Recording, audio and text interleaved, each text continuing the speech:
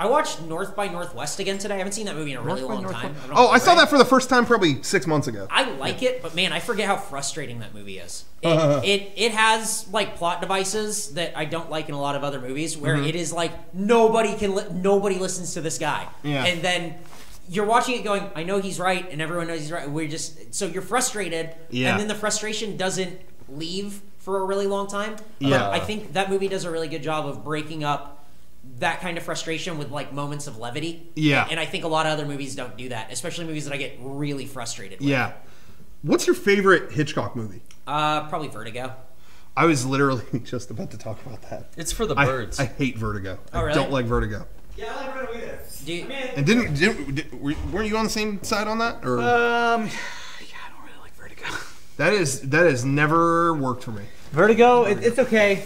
My personal favorite is Rear Window. But you know what? I haven't watched Vertigo since high school, and I would probably appreciate it a lot more now, because I know Vertigo has a lot of subtle artistic intentions with just like screen direction and this and that stuff that you would never pick up on unless you were a really big film buff. So I saw it recently. I saw the well, I guess not recently. It was a couple years ago when I rewatched it, and it was the for the release of the Blu-ray that was coming out, and I saw stuff in it because I hadn't seen it since high school either, and there was stuff in it that was like incredible. I think that movie is definitely worth you guys to sit down and watch it again. I think it's really. I hated it in high school, and I watched it a couple months ago, and I definitely appreciated like the directing and a lot of stuff more. And I feel like I didn't really understand it in high school, and I do now, and I enjoyed a lot of it more. It just wasn't an entertaining movie to me.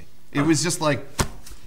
Jared for Christmas gave me a box set of like the best Hitchcock movies. It's Psycho, Rear Window, Vertigo, The Birds, North by Northwest, I think.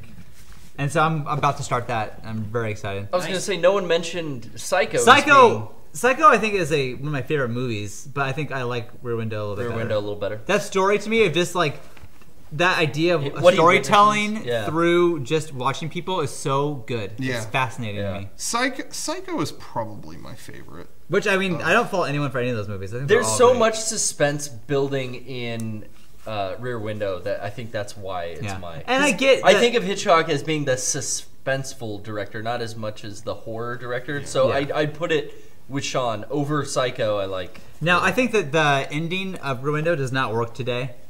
Like that ending is so not that would never fly. They're gonna fix it in the remake. Good. They'll take out the camera and put in a gun. It's still a fantastic. I think movie. that would make it a lot better.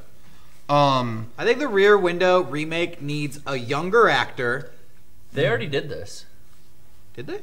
Christopher Reeves was in a Rear Window. Yeah, he was. Movie made for TV. Shia LaBeouf was in a Rear Window. Really? No, was that Rear Window?